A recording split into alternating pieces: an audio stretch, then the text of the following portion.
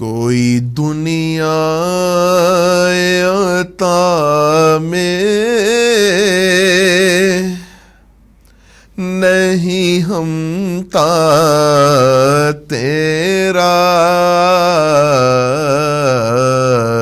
ہو جو حاتم کو میسر یہ نظارہ تیرا، کہ اٹھے دیکھ کے بخشش میں یہ رتبہ،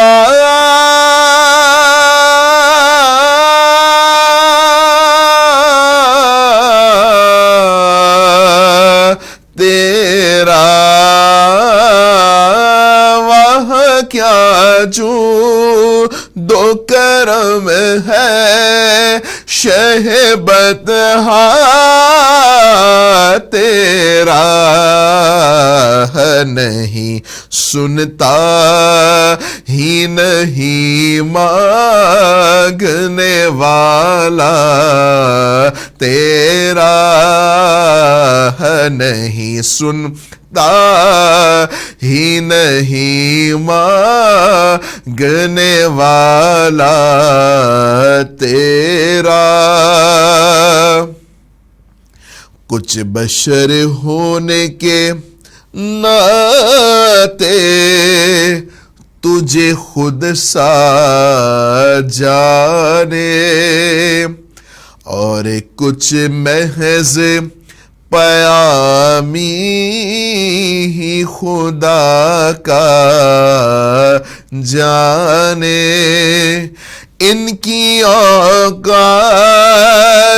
ہی کیا ہے کہ یہ اطلاع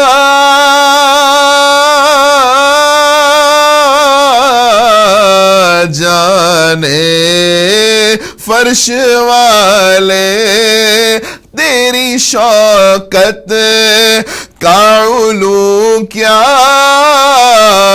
جانے، خسروا عرش پہ اڑتا ہے پھریرا تیرا،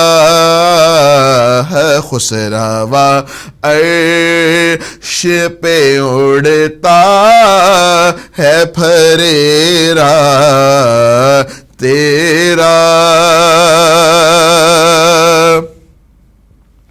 کئی پشتوں سے غلامی کا یہ رشتہ ہے بہار، یہی طفلیوں جوانی کے بتائے ماہوں سال، اب بڑھاپے میں خدا را ہمیں یوں در سے نہ ٹال، تیرے ٹکڑوں پہ پلے غیر کی ٹھوکر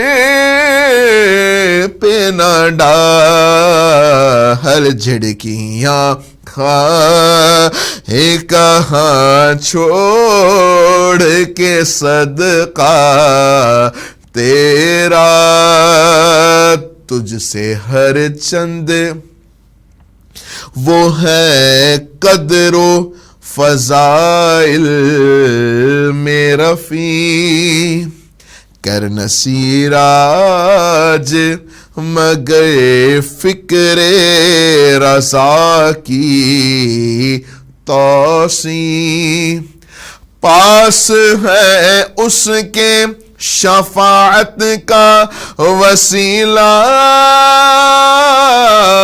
بھی وقی تیری سرکار میں لاتا ہے رضا اس کو شفیع، جو میرا غاث ہے اور لاڈلا بیٹا تیرا، جو میرا غاص ہے اور لاڈلا بیٹا تیرا.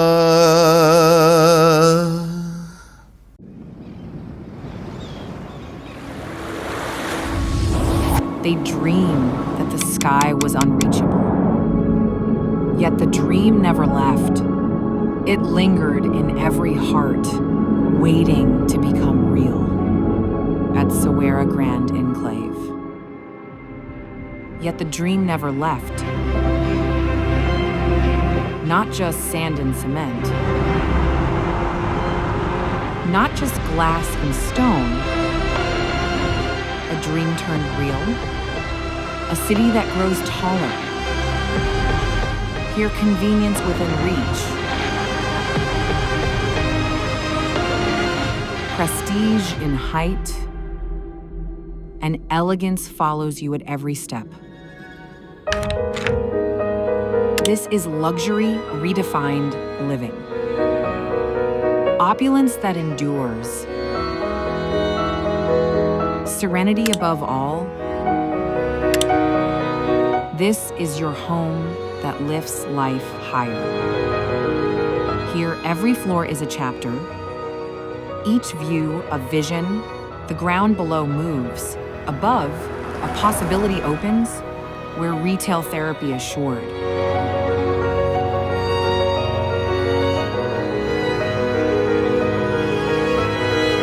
Here, water mirrors the sky, and podium turns green, where opportunities blossom, and a haven of flavors. An indoor play world, Toddles ground, everyday grocery, and sacred pauses for the soul. In Scheme 33, Gulzari Hijri, Karachi's fast-growing heart, Sawera Grand Enclave. Here, the long wait ends, and the dream stands tall.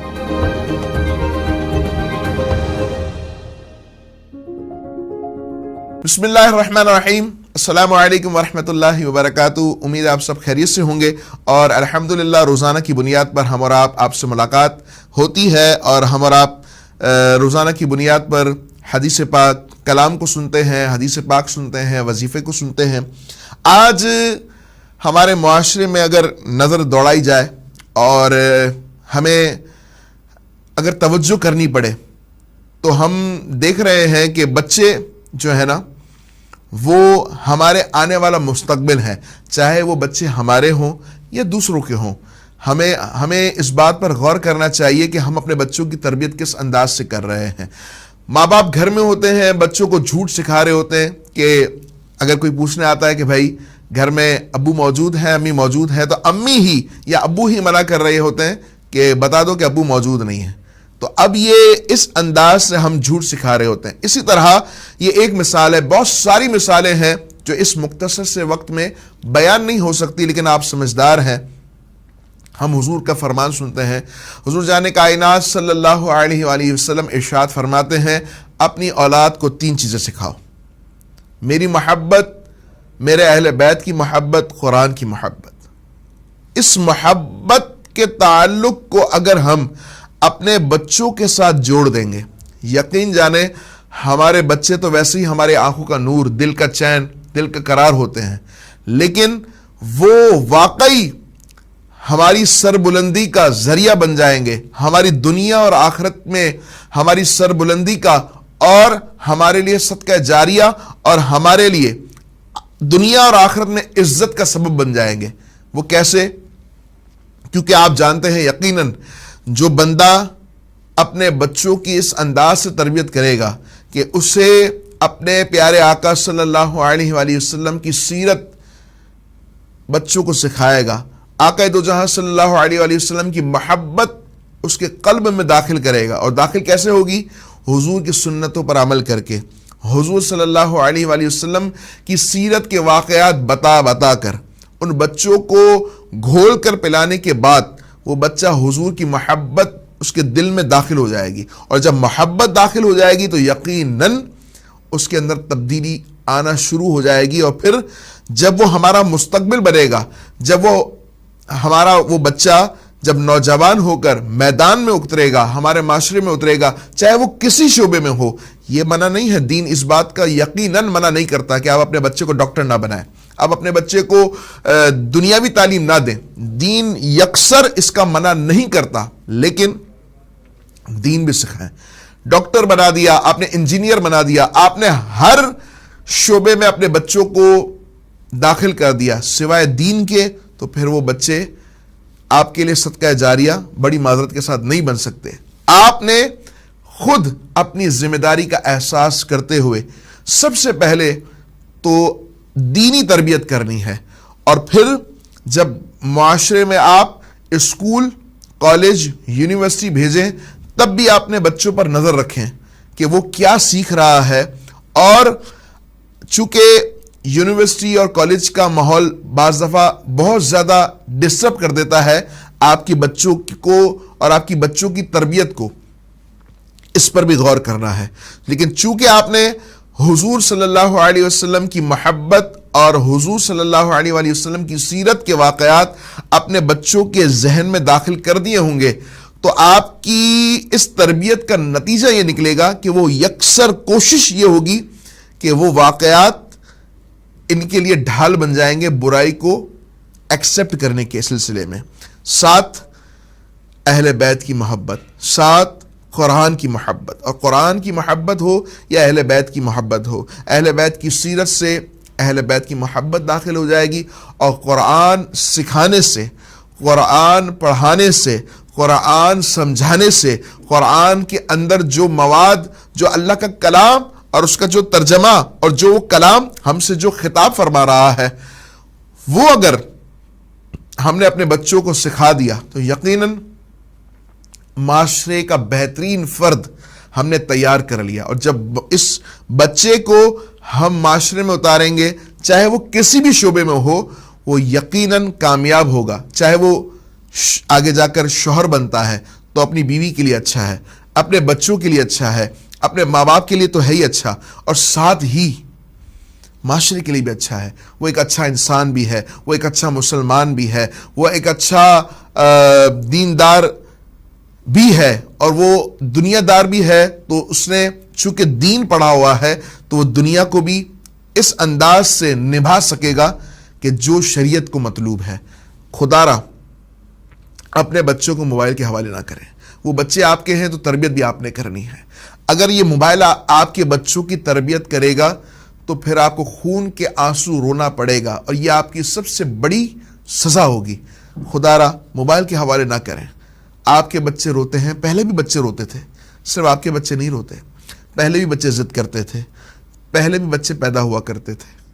ایسا نہیں ہے کہ آپ کے بچے پیدا ہوئے اور پہلے کے ماں باپ نے اپنے بچوں کی تربیت کی، اپنے بچوں کو اہمیت دی، اپنے بچوں کو وقت دیا، تو ان کے بچے معاشرے میں، دنیا میں، آخرت میں ان کی سربلندی کا سبب بن گئے۔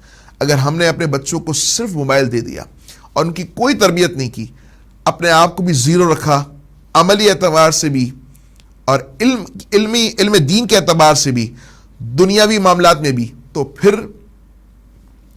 ہمارے پلے کچھ نہیں آئے گا۔ لیکن اگر آپ نے ان باتوں کو جو میں نے آپ سے ڈسکس کیا، یقین جانے دل جھلتا ہے کہ ماں باپ اس بات پر تو بہت زیادہ خوش ہو رہے ہوتے ہیں کہ ہمارا بچہ موبائل یوز کرنا جانتا ہے، موبائل میں کہ وہ آپشنز بھی چلا لیتا ہے کہ مجھے، ماں باپ کہتے ہیں ہمیں تو پتہ بھی نہیں تھا، اور ہمارا بچہ ماشاءاللہ، وہ ماشاءاللہ کے ساتھ کہہ کر حوصلہ افزائی کر رہے ہوتے ہیں، لوگوں کے درمیان بیان کر رہے ہوتے ہیں۔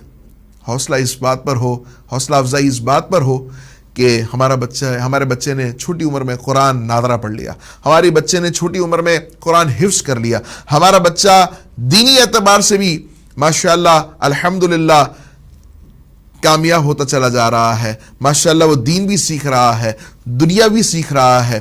آپ ہنر بھی سکھائیں، دنیاوی ہنر بھی سکھائیں، اپنے بچوں کو خدا را تنہا نہ چھوڑیں، اللہ مجھے اور آپ کو عمل کی توفیق عطا فرمائے اور اپنے بچوں کی اچھی تربیت کرنے کی توفیق دے. اور اللہ سے دعا ہے کہ ہمارے بچے اللہ کرے کہ جیسا اللہ اس کے محبوب چاہتے ہیں، جیسا قرآن چاہتا ہے، اس مطابق ہم اپنی اور اپنے بچوں کی تربیت کرنے والے بن جائیں، اپنا احتساب کرنے والے بن جائیں، اپنے بچوں کا احتساب کرنے والے بن جائیں. اللہ مجھے اور آپ کو عمل کی توفیق عطا فرمائے. اور روزانہ کی بنیاد پر ہم آپ کے سامنے ایک وظیفہ پیش کرتے ہیں. آج جو وظیفہ ہے وہ ہے اللہ کا مبارک نام یا رافعو، یا رافعو. روزانہ کی بنیاد پر 20 مرتبہ اس وظیفے کو پڑھنا ہے. کسی بھی وقت اللہ رب العزت آپ کی من کی مراد پوری فرمائے گا. 20 مرتبہ یا رافعو پڑھنا ہے اور اللہ کی بارگاہ میں دعا کرنی ہے. آپ کی من کی مراد، چاہے آپ رزق کے حوالے سے تنگ ہوں یا آپ مکہ مکرمہ مدینہ منورہ کی خواہش رکھتے ہوں، یہاں تک کہ آپ کی تمام خواہشات رب کی بارگاہ میں مقبول ہوگی. یقین شرط ہے اور نمازوں کی پابندی شرط ہے. اللہ مجھے اور آپ کو عمل کے نور سے مالا مال فرمائے. وآخر دعوانا ان الحمد للہ رب العالمین.